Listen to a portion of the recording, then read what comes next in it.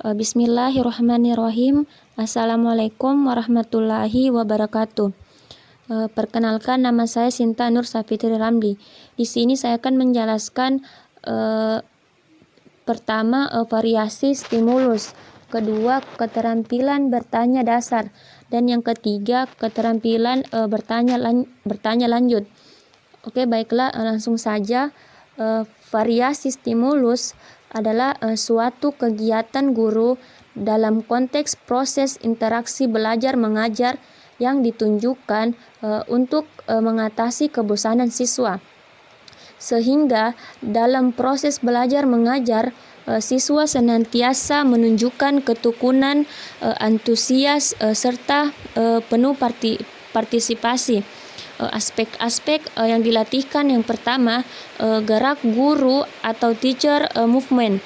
Tujuannya itu ialah untuk melatih calon guru agar dalam menghantarkan pelajarannya di dalam kelas telah terbiasa bergerak bebas.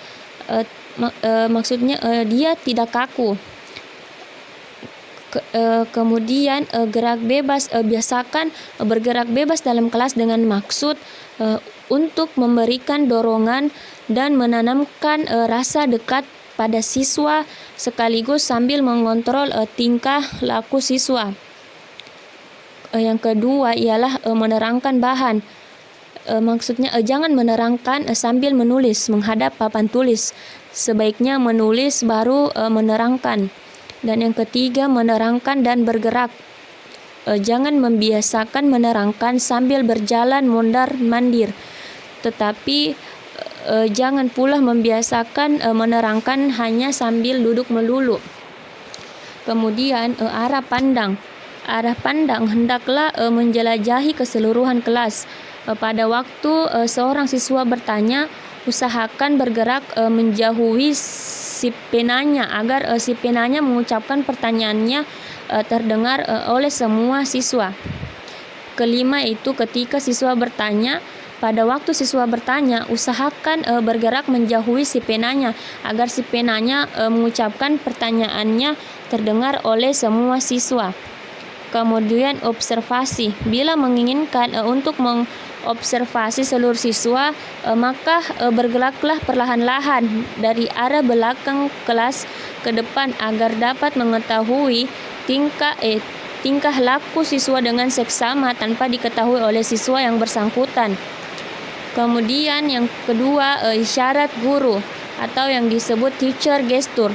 Maksudnya gerak tubuh atau anggota badan yang mengandung arti dalam hubungannya untuk menimbulkan perhatian rangsangan kepada siswa-siswanya.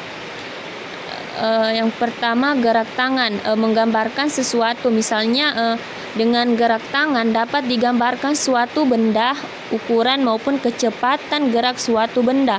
Kedua, gerak anggukan kepala, menyatakan suatu maksud. Misalnya dengan mengangguk anggukan kepala berarti menyatakan setuju. Gerak mengangkat alis, gerak mengkerutkan kening, gerak bertepuk tangan. Dan ketiga, suara guru, teacher voice. Tujuannya agar orang yang mendengarkan senantiasa memperbarui perhatiannya. Dianjurkan jangan bicara dengan nada yang sama atau monoton. Pembicaraan yang hidup dan mengundang perhatian yang mendengarkannya itu bila diucapkan dengan pola bicara yang berganti-ganti, sebab hal itu akan menanamkan rasa senang bagi yang mendengarkan. Kemudian yang keempat, kebisuan guru, teacher silence. Maksudnya pembicaraan akan lebih mengundang perhatian pendengar bila diucapkan dengan teknik selingan diam. Tetapi bila teknik diam tersebut digunakan terlalu lama, malah akan mengundang kegelisahan yang meningkatkan ke arah kebosanan kepada pihak pendengar. Kemudian gaya interaksi. Agar jangan menimbulkan kebosanan, kejemuan, serta untuk menghidupkan suasana kelas demi keberhasilan siswa-siswi untuk mencapai kemampuan yang telah ditentukan oleh tujuan pembelajaran, maka dituntut adanya pola hubungan. Yang pertama, pola guru kelompok murid.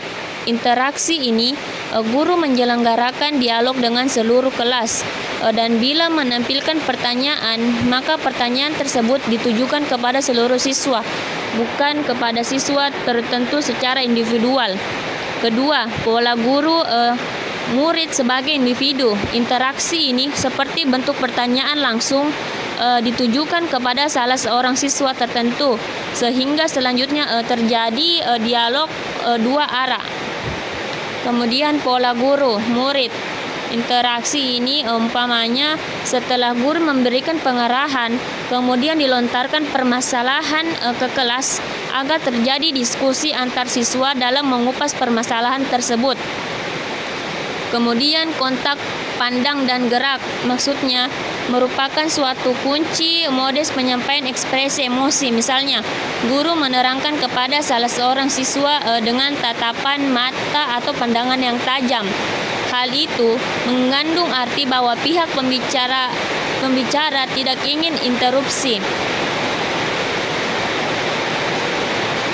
Kemudian pengalihan penggunaan indera, maksudnya kemampuan untuk mengerap dan memproses informasi dapat ditingkatkan bila dalam belajar mengajar tidak monoton. Hal itu dapat diatasi dengan menggunakan berbagai saluran indera penerima secara bergantian. Kemudian saya akan membahas mengenai keterampilan bertanya dasar. Keterampilan bertanya dasar adalah pada dasarnya pertanyaan yang diajukan merupakan suatu proses pemberian stimulus secara verbal dengan maksud untuk menciptakan terjadinya proses intelektual pada siswa dengan memperhatikan respon atas pertanyaan tersebut yang memiliki tujuan penyusunan kata serta struktur kata. Kemudian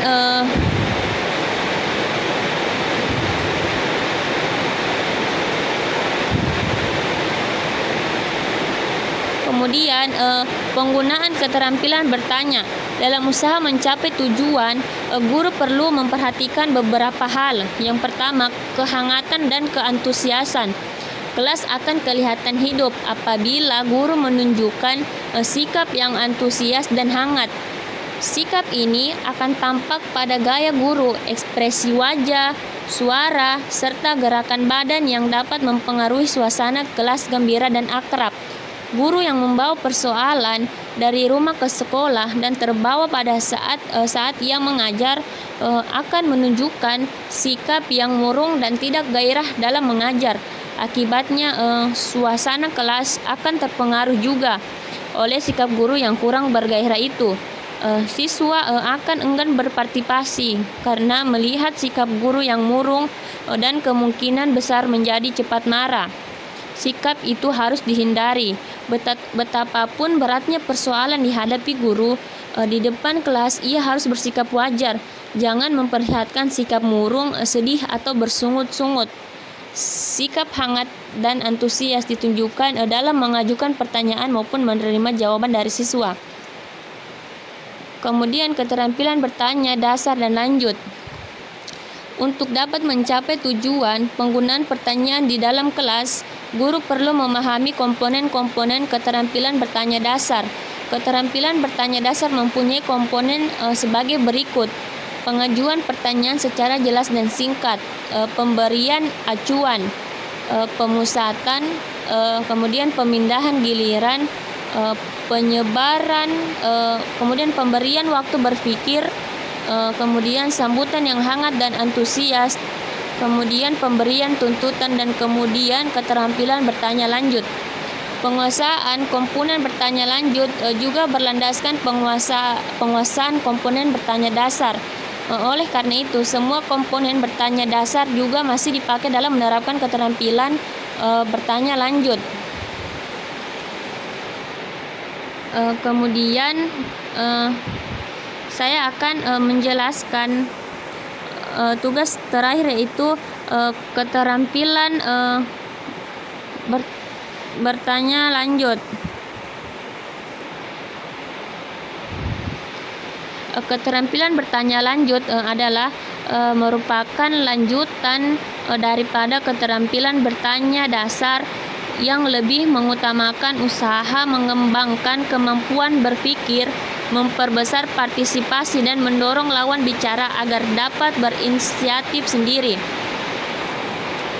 Dalam keterampilan bertanya lanjutan yang dibutuhkan adalah pengubahan tuntutan tingkat kognitif.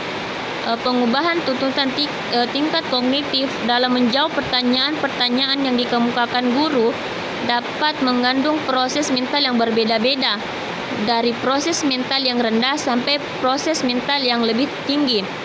Oleh karena itu, guru dalam mengajukan pertanyaan hendaknya berusaha mengubah tuntutan tingkat kognitif dalam menjawab pertanyaan, yaitu dari tingkat mengikat kembali fakta-fakta ke berbagai tingkat kognitif lainnya yang lebih tinggi seperti pemahaman, penerapan, analisis, sintesis, dan evaluasi.